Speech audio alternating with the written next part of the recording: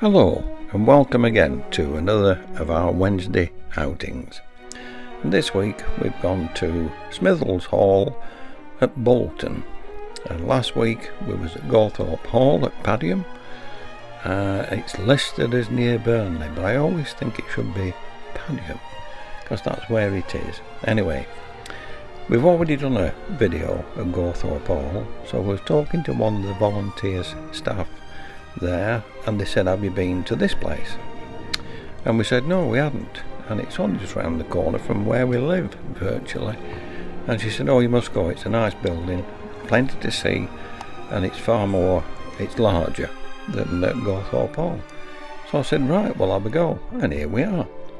And she was absolutely right. This building is gorgeous, the grounds are superb, we couldn't find anything wrong with it at all. So at the moment we're having a look on the outside. We're going all the way around the building, and then we'll go to look at the interior, and until we get to the doorway that takes us in, I'll leave you with the beautiful grounds and the building. Bolton Metropolitan Council, who run and control this hall, should be congratulated on the condition that it's in. Well done, Bolton Metropolitan Council. See you in a bit. Bye for now.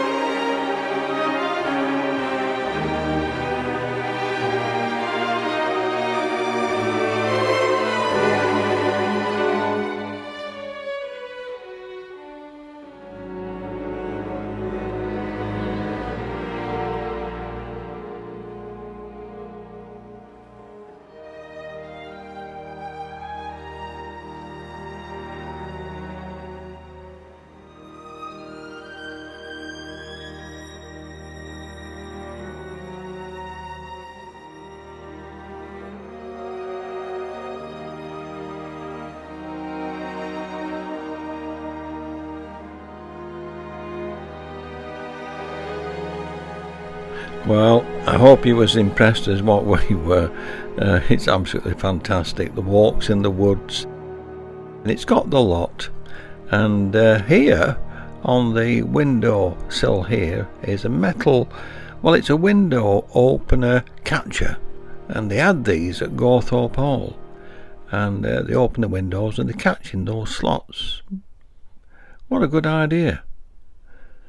Anyway, we're about to enter the building, and this is the entrance to Smithills Hall, and The collection of furniture inside the hall is quite extensive, but as it was explained to us, not necessarily all the furniture that was there when the hall was vacated, because that was many years ago, but they've tried to reproduce what you would have seen in the hall as it was. And of course there's various periods that parts of the buildings have been added to, and there's a full list there giving the times and who did what, and it gives a colour code on top of the model to show you which buildings were built and what time. And now we're going through the doorway that gives a timeline for the hall itself, and I found this fascinating because it didn't ramble on in small print. It was nice, easy to read, and it gave a full history of the hall, its occupants, and the times that it had to go through. I found that thoroughly interesting and very well done too. The best I've seen in any place that we've visited. And now here's the entrance to the hall. And if you notice the large wide doors, because in those days they didn't wear little skimpy mini skirts and what have you, they wore the costumes because they had to. It was freezing in these places. And we shortly we're going into the hall now. Now we've also visited Odsal Hall in Salford, and the occupant there was somebody called Radcliffe, and Radcliffe also designed this hall here, and it's almost identical to the one at Odsal Hall in Salford, except there's no staircase to the Star Chamber, the bedroom at Odsal Hall. But look at those timber, oak beams, not a bolt or a screw or a nail anywhere. It's all wood pegs, beautifully fitted by the joiners of the day. And the cabinet there more or less reproduced the same as what they got at Odsal Hall, and the doorway. It's the same layout, although it's not as large. At Odsal Hall it's quite a length, but it's still good to see, and they've got the tables and the benches set out spot on. It just looks a bit like Harry Potter at the moment, and they got the big screen there, and I'm sure they didn't have those in them days. However, I'm rambling on, but as you can see, they've filled the place with period furniture, chairs, and they've tried to make it look as authentic as they could. And I was very impressed with it, and so was Steve, who was with me taking digital photos. I was doing the video, and I'm dwelling on these beams because the construction is really something to see. You know, it's all so easy to walk through these places and just not see how they did it, how the workmen crafted the beams together to build such a solid structure that stood the test of time. And there we go. You can imagine all the candles in there of an evening, and of course this is where they used to entertain. They'd have the banquets here and what have you. No doubt they've had the minstrels and old English dancing, although I'm not an authority, and I'm only mentioning it as I can visualise it, and I'm hoping that you can visualise it the same too. And those million windows, I know windows in the old days came in for window tax. I don't know how they stood, but they've got a table of fare laid out here, and I'll tell you what, it was so real. They had a brisket of beef, and I actually picked it up, and it actually felt like a cooked piece of brisket of beef. But of course it's all false, but it was very well done. The cups I would have expected to be cow's horn or something like that, but those are turned wood. And but it gives an illustration on how they lived, and how they fought by the look of it. Yeah, we're coming on to the table with the food. That pork pie looks absolutely gorgeous, and the hog's head along with the chickens and bread, and they've got some butter there. Yeah, slices of beef. Absolutely realistic. That's the brisket. Oh, unbelievable. Yeah, they look the part.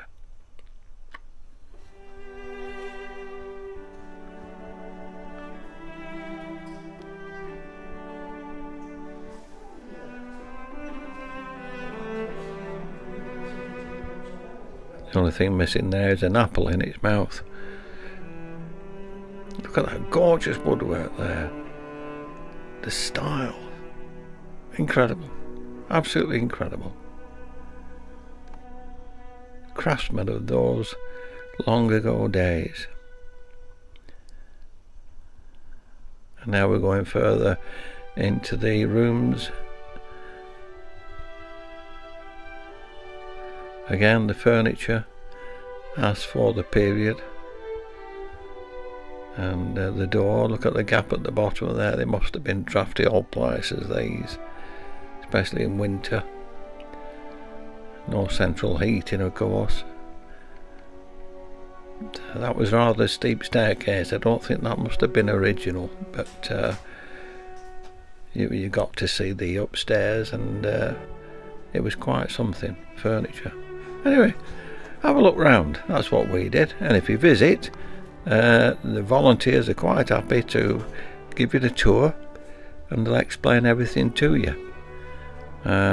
We're certainly going back, and the day that we visited, we were unfortunate we didn't get a guide. But next time we go, we'll get a guide and have a look round. But there's plenty on the internet. There's also Wikipedia, and the hall itself push out a leaflet which is very informative. It covers every room that they have.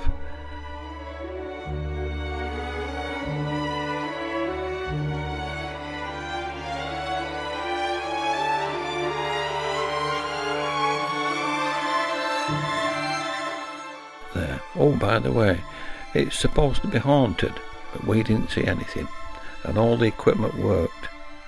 Right, see you in a bit.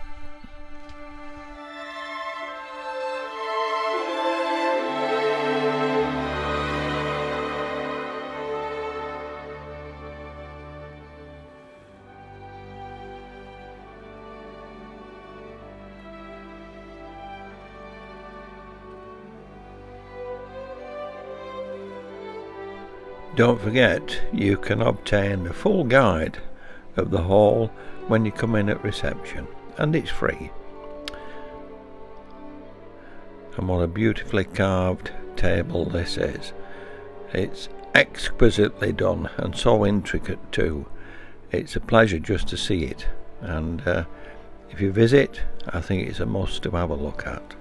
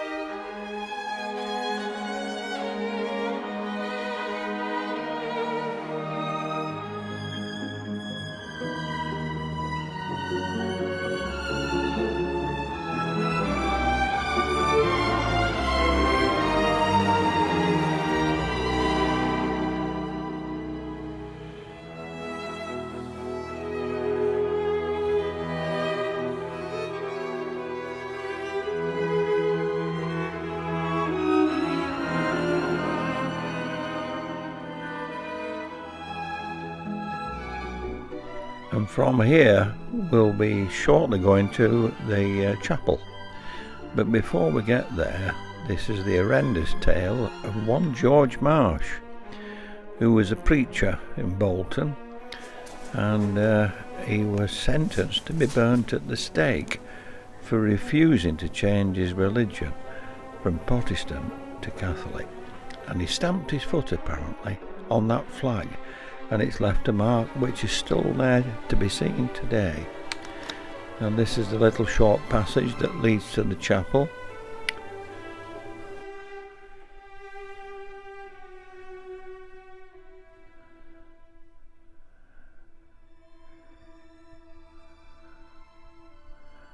And as we enter, you have to be reminded, or I was reminded anyway, that this is a working chapel. It's open for service every Sunday, and local parishioners come there to worship. And although it's only small, the amount of stained glass windows in there is extraordinary. And as we look around, I'll demonstrate these windows. And they all have a representation, and that's looking down at the altar. And the pews, all beautifully furnished. I'll leave you with the view. See you in a bit.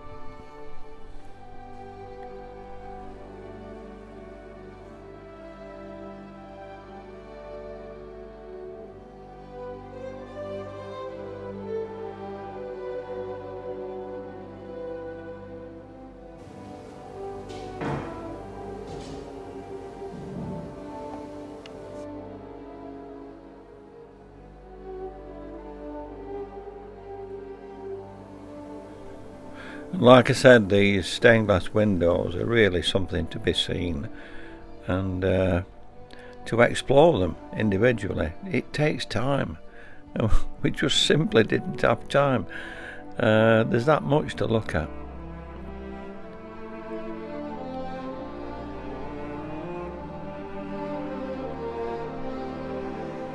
And it's got a simple altar. And there's an explanation of all the heraldic shields that make up the stained glass window.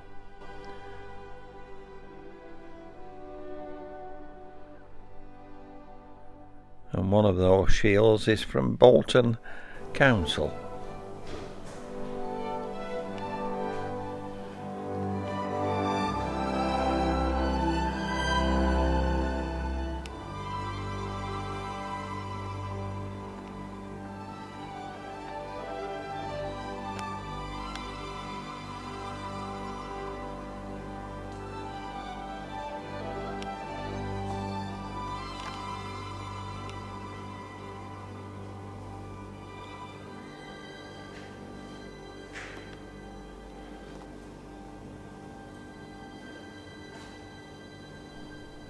Well, I hope you've enjoyed the tour of the chapel. I would love to have spent a little bit more time in there, but we just didn't have the time. And very shortly we're going further on into the house and look at some exquisite cabinets and furnishings. And this is one of them. Just look at the carving on that. Incredible, incredible. And I believe this is one of the best maintained and restored halls in the northwest of England, and quite rightly too.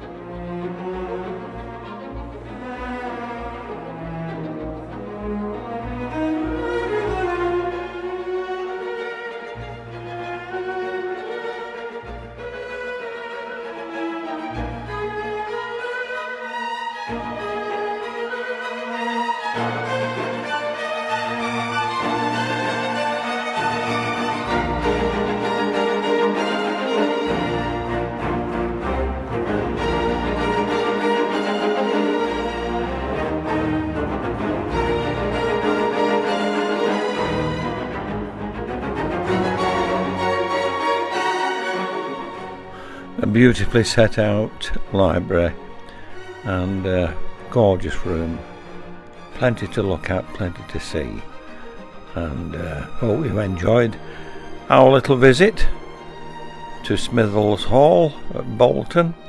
And if you get the chance, go and have a look at it. It's well worth it. Well, thanks for staying with me. It's been a long video, but I've enjoyed your company, and until next time, bye from Steve and bye from me. Bye for now.